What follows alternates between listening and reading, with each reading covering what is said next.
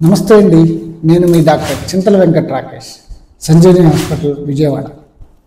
ఇవాళ మనం కొత్తగా వచ్చినటువంటి వెయిట్ లాస్ ఇంజెక్షన్ గురించి తెలుసుకుందాం. చాలామంది మీ న్యూస్లో చదువుంటారు, ఇంతకుముందు యుఎస్లో, యూకేలో, ఆస్ట్రేలియాలో, ఫారిన్ కంట్రీస్లోనే ఉండేది, ఈ మధ్య కొత్తగా వచ్చిందంట కదా, అది బాగా బరువు తగ్గిపోతున్నారు, బాగా షుగర్ కూడా కంట్రోల్లో ఉంటుంది, ఏంటి ఆ కొత్త ఇంజెక్షన్ చేయించుకోవచ్చా లేదా, దాని యొక్క సైడ్ ఎఫెక్ట్స్ ఏంటి అని చాలామందికి అనుమానం ఉంది. ఆ ఇంజెక్షన్ గురించి తెలుసుకుందాం. ఆ ఇంజెక్షన్ ఇదన్నమాట. దాని మాలిక్యూల్, అందులో ఉండేటటువంటి డ్రగ్ పేరు టెర్జిపెరటైడ్ అనమాట. ఇది వారానికి ఒకసారి తీసుకునేటటువంటి ఇంజెక్షన్. ఇక్కడ మన ఇండియాలో, మన భారతదేశంలో ఇది ఈ వైల్స్ రూపంలో అవైలబుల్లో ఉంటుంది. ఇది 0.5 ml అనమాట, 1/2 ml ఉంటుంది. ఇది మనం ఇన్సులిన్ సిరంజ్తో తీసుకుంటాం. సేమ్ మనం ఇన్సులిన్ వైల్లోంచి ఎట్లా సిరంజ్తో తీసుకుంటామో, ఇది కూడా ఈ ఇన్సులిన్ సిరంజ్తో తీసుకొని మనం ఇన్సులిన్ చేసుకుంటున్నట్టే చర్మానికి చేసుకుంటాం. సో ఈ 0.5 ml వారానికి ఒకసారి చేసుకుంటాం అన్నమాట. ప్రజెంట్ మన దగ్గర, మన భారతదేశంలో 2 స్ట్రెంత్స్ అవైలబుల్ ఉన్నాయి. ఒకటి 2.5, ఒకటి 5 mg అనమాట. సో ఈ 2 స్ట్రెంత్స్ అవైలబుల్ ఉన్నాయి. కానీ దీని హైయెస్ట్ డోస్ వచ్చేసి తర్వాత 7.5, 10, 12.5 అప్ టు 15 వరకు కూడా వాడచ్చు. అది పేషెంట్స్ ఎంత టాలరేట్ చేస్తున్నారు అనే దాన్ని బట్టి. సో ఇది ఇంజెక్షన్ గురించి. అసలు ఎవరికి వాడాలి అనేది నెక్స్ట్ క్వశ్చన్.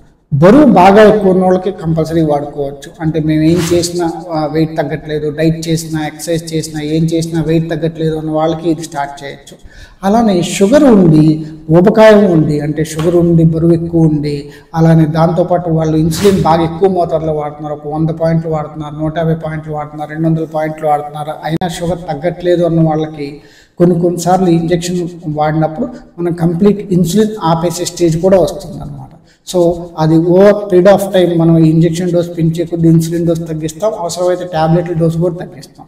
సో అలానే ఫస్ట్ టైం షుగర్ కడుక్కున్న వాళ్ళు, ఊబకాయం ఎక్కువ ఉన్న వాళ్ళు షుగర్ ట్యాబ్లెట్లు అసలు వాడకుండా ఇంజెక్షన్ చేసినా కూడా షుగర్ పూర్తిగా తగ్గిపోతుంది. షుగర్ ట్యాబ్లెట్లు వాడాల్సిన అవసరం ఉండదు.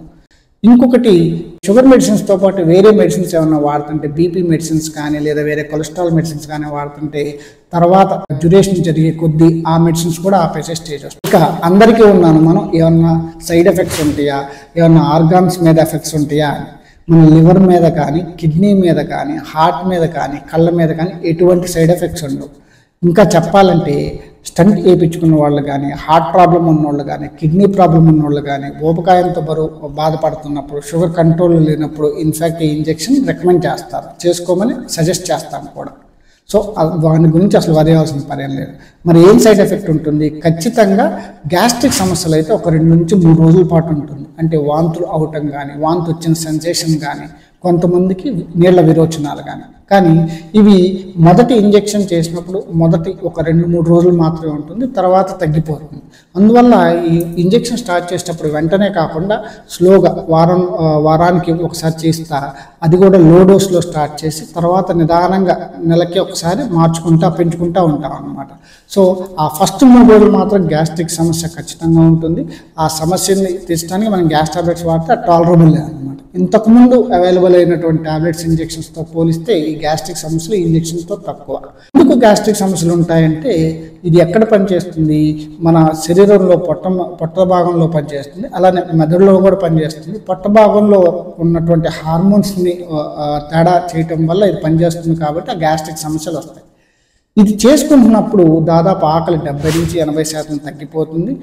సో దానివల్ల తినటం తగ్గిపోతుంది. సో ఎవరైతే వెయిట్ బాగా పెరగటానికి కారణం ఎక్కువ తినటం వల్ల మాకు క్రేవింగ్స్ వస్తున్నాయి, తినటం ఆపుకోలేకపోతున్నారు అన్నారో వాళ్ళకి ఇది బాగా ఉపయోగపడుతుంది.